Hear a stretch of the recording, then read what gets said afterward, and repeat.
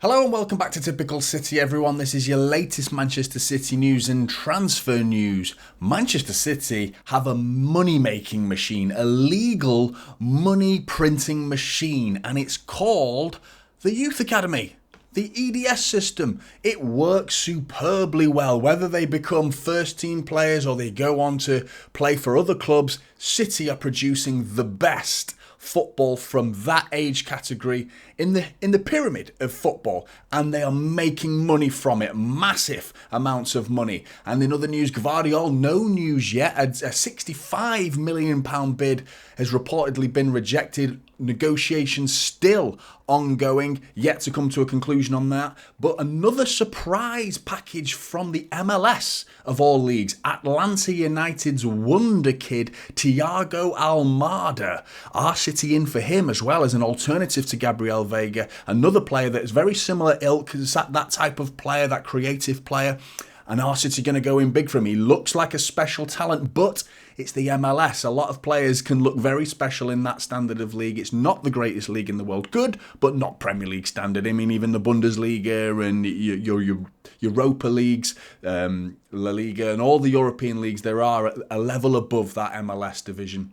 But he does look very special. But let's start with James Trafford, the English under-21 goalkeeper, currently playing in the under-21 European Championships right now and reportedly coming in to Burnley, being sold by Manchester City for £19 million. That's a ridiculous amount of money. There must be some belief there in Vincent Kompany and the Burnley staff looking at this player and think there is a potential player there. City obviously think the same because they've included a buyback clause in this potential deal. It's yet to go through, but sounding very likely. But £19 million. We make an absolute fortune through our youth academy, and it's answering those questions that certain individuals like to ignore. How does City do this? How are they getting away with their spending? How are they doing that? Well, last season we sold Bazunu, Lavia, Adozi and Juan Larios for a combined £40 million to Southampton. Just one club bought those four players, all with Lavia in particular with buyback clauses, and there's a potential knock-on effect of a sell-on clause as well if Lavia goes to Liverpool, which is sounding like that could happen as well. If that happens, the City are going to make money from that. We made money from Jadon Sancho. We keep making money from Kelechi Iheanacho. We have got an abundance of talent. We've got Taylor Harwood-Bellis, who's reportedly Everton are keeping an eye on him. So how much money are we going to get for him? 10, maybe 12 million, 15 million, that sort of ballpark range. We are making an absolute fortune, and they are not the type of players that are going to get headlines because they're somewhat unknown quantities right now. They're not quite up there in the headline grabbing attention players because they're youth players, they're kids at the end of the day, but they're very, very high prospects, and the ceiling is very high for a lot of these players. But there's so many throughout this whole squad. We've already seen the James McAtee and Tommy Doyle doing really well at Sheffield United last season. Are they good enough to get back into City's first team though? And I mean, Cole Palmer with loan to Brighton, could that turn into a buy-on as well from that? I mean, Cole Palmer's got to be worth 30, 40. If he proves himself in particular at Brighton, then in particular he will definitely be looking at 30, 40 million for Cole Palmer at least because of the future that's ahead of that kid. He looks incredible. But there are so many others. Liam Delap, Mbete, Shea Charles, Carlos Borges. I mean, really good players that are exciting players. And you add that combination, you're looking at over £100 million worth of players just in the youth setup. So don't talk to me about how does City do it, Not only are we getting sponsorship deals pouring in, that we're up to our eyeballs in sponsorship deals right now, but we're up to our eyeballs in not world class, but quality youth players that could go on to become world class players. Very realistically could go on, at least to the Premier League standard, which means they command a very, very high fee. And City end up winning at the end of the day, and we can use that figure so it's a win-win situation. We either make money for them or they become good enough to play in our first team. Rico Lewis, Phil Foden, these types of players, Cole Palmer. I mean, Shea Charles was even getting a few minutes, and Mbete was getting a few minutes last season. I'd like to see Carlos Borges because the way he plays football, he looks like a frightening prospect. But that's just the youth setup. But that answers the questions in why, especially when United in particular, they're struggling to sell Dean Henderson. and we're getting 19 million for James Trafford, who look, it's laughable. So the way we behave in the transfer market is getting better and better, and the transfer policy that we're utilising, in particular coming from the youth setup, is really, really impressive. And it's not new. This has been going on for nearly a decade now, going all the way back to the Jadon Sancho deal, which recouped money for City. The United ended up having to pay City a little bit of a percentage of that deal. So it's good news all round, win-win for City all round. But will Josko Gvardiol be a win-win situation? Because it's dragging. The deal is dragging on a little bit, and I'm really confident that it's going to get over the line.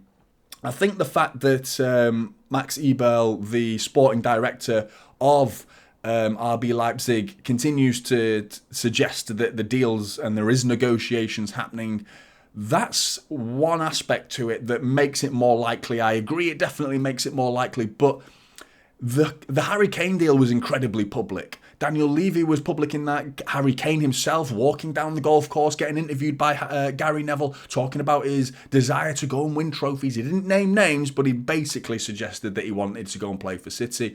And we all know what football club he's playing for right now.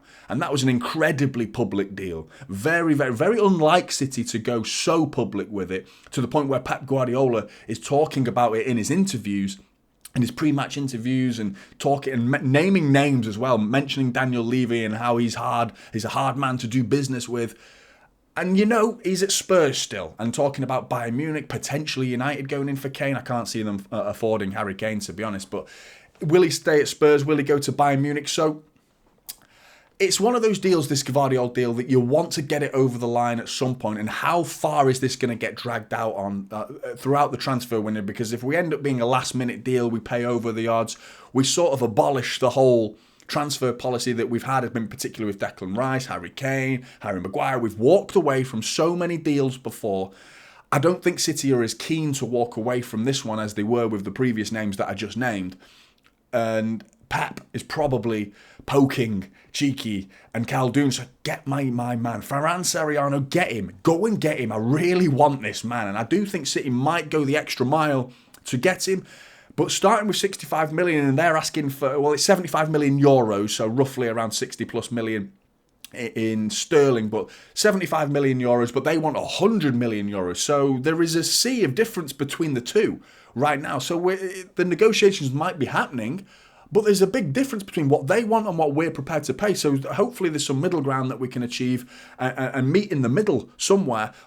But there's a long way to go by the sounds of it. It sounds like personal agreements have already been made as of 10 days ago, according to Fabrizio Romano, which is good. So the player clearly wants to play for City. That's great. Hopefully that can twist the arm of the RB Leipzig sporting director into making the deal happen, because he doesn't want an unhappy player who doesn't want to play for the club. Similar to our situation, we don't want to keep Laporte if we've suggested that we want him to leave. Bernardo Silva, if he really wants to leave, do we want to force him to stay? You've got to consider the player's happiness, and at the end of the day, you're keeping the player, but are you keeping the same player that wanted to be at your club before he decided he wanted to leave? Because a player that doesn't want to be there is not going to play as well for you at the end of the day, and it's as simple as that. So Gvardiol, it's in everyone's interest to get this deal done, because he wants to leave, Pep wants him, they even want to sell him, clearly, but are they going to play hardball until the very end of the transfer window? We'll have to wait and see. I hope not. And then there's Thiago Almada, an unknown quantity, but not so unknown that he didn't make himself known in the World Cup. He managed to get himself into the Argentinian World Cup winning squad with a substitute appearance over that time. But this season, playing for Atlanta in 18 appearances, 8 goals, 9 assists. So not bad, but then it comes with the caveat of MLS. It's the MLS. But he looks special. He reminds me of Coutinho from what I've seen. He's got a wonder goal in him. I would like to see more of his play, because you do look at these compilations of players and you look at them, but you want to see them in the 90 minutes, don't you? You want to see them off the ball. how hard they work, their integration with the build-up play, the simple stuff, the positioning, their self-awareness on the pitch and things like that. So 18 appearances, 9 goals, 8 goals and 9 assists. That's impressive. Good start. Getting into the Argentinian squad, even better.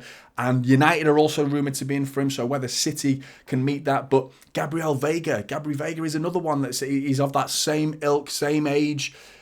They do look very similar. So City are clearly targeting a certain mould of player that doesn't really fit the Gundogan bill, as far as I'm concerned. It's very much a little bit more on the flair side, a bit more creative.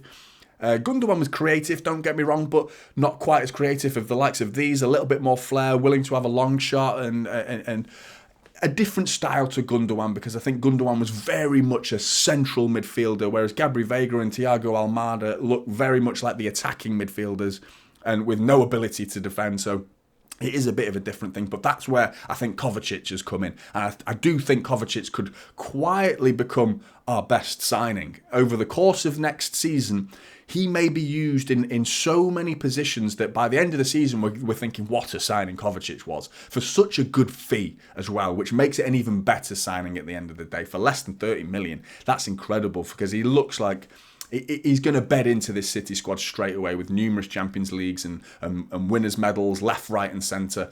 So I'm really, really confident that Kovacic is going to be a good signing for City. Just keep him fit. He does get a pick up a niggly injury over the course of a season, so hopefully we can keep him fit. But Gvardiol, is it going to happen? I think it is, but how long is the question? Will this get dragged out for? And are there any other prospects that are hidden underneath the sofa cushions? Have we got some secret talent that we don't know about in that youth setup that we can pull out and sell for 20 million? Because we have got an abundance of talent in that squad right now, and they are making this club money at the end of the day. What do you think, Blues? Get in the comments below. I'd love to hear your thoughts. Like and subscribe. Typical City is the channel, and I will see you in the next one. This is Typical City now, holding up silver.